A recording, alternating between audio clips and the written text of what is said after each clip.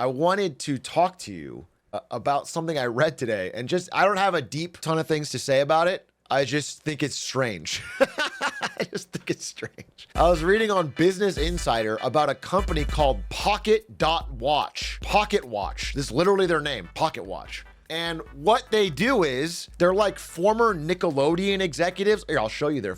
Yeah, here it is right here. This is their team. It's like a bunch of old dudes, to be honest, who all worked in kids TV. And they've realized that YouTube is the future and they want to make the most money off of children on YouTube as possible. And so they created this company, Pocket Watch, that essentially partners up and then eventually gets the rights to famous child stars like Ryan's Toy Review or whatever. And then they have like a 3-step plan they're working on to turn them into global infinite brands. So the first thing they do is they animate all their creators so that they can be 7 years old forever. They create animated versions that they try to get the kids that are watching attached to. So it's like if you're watching Ryan's Toys Reviews, maybe 1 in every 3 episodes will just be animated. And that way, number one, Ryan doesn't have to do the work because he's a little kid, so they can do more effort. And then secondly, the kids get attached to it and it becomes a brand. And so that once Ryan grows up, they can still make tons more.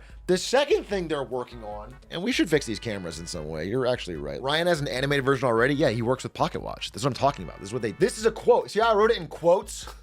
Ryan will be 7 forever. I put it in quotes. It's a quote from them talking about Ryan, you dumb f. Number 2, they're working on children's podcasts. This is podcasts for children. Now, what they realized is, let's say you have a 9-year-old girl as one of your YouTube stars. For example, I don't know her name. I think her name's Dina or something. Kids Diana Show, 129 million subscribers. This show, by the way, she's, I think, 9 years old. Her parents started making videos of her when she was 1 year old. I don't know what language this is, I'll be honest with you, but they're not from America, but then they started getting big and now they are just a global, it's all American, but it's all English, you know? It's like they're a global, I think they're Russian, okay, so they're Russian. Now it's a global brand. And they don't even use her in all these, it's just a brand now. They just hire child actors to keep it going. But anyway, Diana, Kids Diana Show, she's too young to do a podcast. She doesn't have the time or the intellectual capacity to talk that long in a cohesive manner. And again, a kid's podcast has to be really engaging because there's no visuals. It has to be like a storyline. So they hired a voice actress that sounds like her to do a podcast that the kids think is her telling some kind of story where they're the hero. That's the idea of the kids podcast. It's wild. And you can see here, they also hired a bunch of ex-Nickelodeon people, again, to start making full animated shows to try and turn these type of kids into brands they can try to exploit forever, for decades. Like watch the beginning of this. This is Hobby Kids. Awesome attitudes. Hobby mom, hobby dad, hobby kids not really bad. Hobby. I mean, they're literally just getting the children's brand and YouTube and likeness rights and then literally erasing them and replacing it with cartoon characters, but using their channel. By the way, Butch Hartman?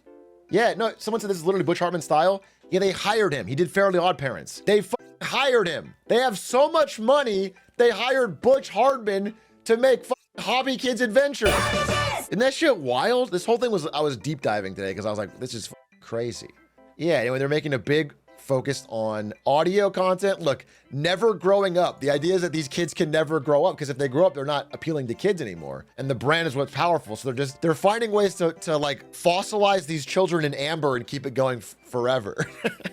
And again, so many of these children have been, doing content since they were like 1 year old at their parents' insistence. It's odd. It feels dystopian in a way. One thing I do think is less dystopian, but obvious, is that more and more people are making full animated shows for kids for YouTube. Because YouTube has become like, when I was a kid, you would surf Cartoon Network or Nickelodeon just to watch cartoons. It's becoming a TV network and that anyone can create content for it. So that sort of makes sense. It's like almost like not necessarily even a bad thing, although it seems to be a race to the bottom because of the way the algorithm rewards certain types of content. It's all like Spider-Man, Elsa horseshit and not like, trying to make an Avatar: The Last Airbender. but perhaps it'll create something great one day that's not going through a studio system. Not super sold on it. Anyway, I also, they mentioned their main star is this Play Diana. So I looked into her, and again, like, that's crazy. She's got 100 million subscribers. This is their family. I get a weird sense. She's been doing it since she was 1 year old. They want their kids to have normal lives. How normal could it be? I don't, let's see. I mean, does she seem like normal in this video? Excellent. Time to challenge. This is insane. This video probably has more videos than my entire channel. It does. Or it's probably equal 229 million views for 41 minutes. This printed money. I mean, this is hundreds of thousands of dollars. Here's their first video. Всем привет! Это наша дочка Диана. Диане 1 год и 1 месяц. I mean, that's fine. It's just a kid's video, but then I guess it took off. Gangster baby. Did you say gangster just because she was speaking Russian? Because that's a little bit stereotypical. Or did you say it because she was doing a crip walk? Because that makes sense. Anyway, so there was that. I was looking into that. I mean, I looked at their website. They're making an absolute metric ton of money. I mean, they do 7.4 billion views a month with all the channels they partner with. And they're getting like dominant control of every kid's YouTuber. And then again, leveraging that power to go to brands who are desperate to market to kids and saying, if you want to get your in front of kids' eyeballs, we own every YouTuber that can do that. It's brilliant business. It's just crazy. And so they're printing money. If you had to estimate 7.2 billion views to AdSense, I don't know, man. It'd be a lot of money, especially because it's kid friendly. Yeah, and me and Squeaks are gonna do a Skibbity Toilet React channel, try and get some of this cheese. Okay, there's a lot of cheddar in here. Let's see some of the shows. We make the shows that kids love. It's literally called Bundle Watch. Just notice. I mean, just notice all the animated character. They're literally doing this. They're trying to create a digital replica that they can use on branding and art and videos to turn out. They're barely even showing the kit. Oh yeah, I forgot that was the other thing I want to mention. So part 3, that's right. I knew there's a part 3. The third part is once the content has been proven on YouTube, once they've got a ton of views and they know it works with kids and they got the algorithm right, they package up all the things and they turn them into episodes and they sell them to every single streaming platform. Hulu, Roku, Apple TV, Plex, Fire TV, Sling, Android, all those. They package it up and they sell it all to fill their hours for kids' TV content. Roku is a big one. Yeah, exactly. Roku. And then print money that way. I mean, they're just making money in every direction, hand over fist. It's crazy. It's like industrial scale. They've turned one 7-year-old opening toys into such an industrial scale business. It's crazy. So anyway, that's a little thing happening in the world I want to bring you aware of. A second thing, just while we're on the subject, I want to talk about, have any of you heard of the app Lemon8? Lemon8 is the number one free app on the App Store today. It just passed ChatGPT. This app is a mixture of Instagram and Pinterest, where you can kind of share photos and videos, but around a theme. The idea is to try to capture some of Pinterest's audience. It's not an ad. This is not a ad. This is leading to the point. This app is number one on the App Store because TikTok is about to get banned. And so this is their other app they're trying to push. That's the point. This is just by ByteDance. This is ByteDance's second app. TikTok made this, and they're worried about the upcoming ban, which it seems like even Trump cannot stop. And so they're trying to get Lemon8 to the top of the charts, double dip. As far as I can tell, it looks kind of boring, but I'm not a big Instagram user. I'm not a Pinterest user. So for me, it's not for me. If you use both those, I guess check it out and see if it's like, I mean, that's not mad. Don't check it out. I don't give a fuck. I just want to know. I'm just interested if it has legs or if it's like they're artificially promoting it. So it's just a copy of what's different. I don't know. Oh, I do know it's something what's different is that it has the TikTok algorithm. Like it actually uses the exact same TikTok algorithm. Let's see. I want to see one example. Lemon8. It feels like it's for people who want to see fashion stuff, if I'm being honest with you. It's very Pinterest coded. Fashion and lifestyle type vibes? Yeah, I guess. Anyway, they're banking on it. So obviously it's becoming more and more real to TikTok that the ban could actually go through. I mean, let's see. We have a TikTok ban update 10 hours ago.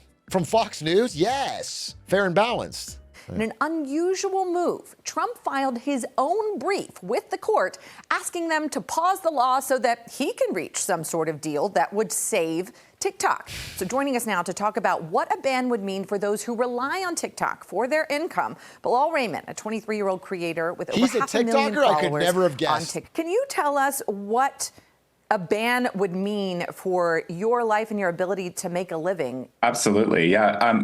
I don't just rely on the app for my social media side, but also for my interior design business. I have scaled a huge interior design business over the past 2 years, all thanks to TikTok and the amazing eyes that I get and the reach that I get from that app. So that going away is going to be a huge driver of new business and potential new clients that I otherwise probably wouldn't be able to reach. El Bozo gravy train is over. Have fun in the Amazon warehouse. Remember yesterday when I said how people talk about creators? Remember how that is literally how people, it's crazy. People just don't like them on principle, except for the ones they watch. Anyway, I think he's fine, but I think he'd also be fine on YouTube Shorts or whatever. It's not insane. Or IG Reels, yeah.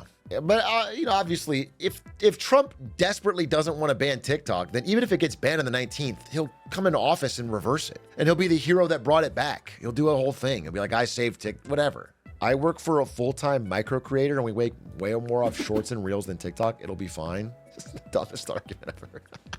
Bro, it's not like I don't disagree with you, but what is that one anecdote? I work for a guy that doesn't make money off TikTok. He'll be fine. Yeah, what? Okay, that's like Adish coming in here. Yeah, I work for a guy who makes money off YouTube mostly. He'll be fine. We should ban it. It's like, no, I'm sure some people are the opposite. They make most of their money from TikTok. That doesn't mean anything. And by the way, the guy in the video said he was making money from his his interior design business, which means he probably has a big audience on TikTok that then requests his personal services for interior design because he's probably doing videos where he fixes houses.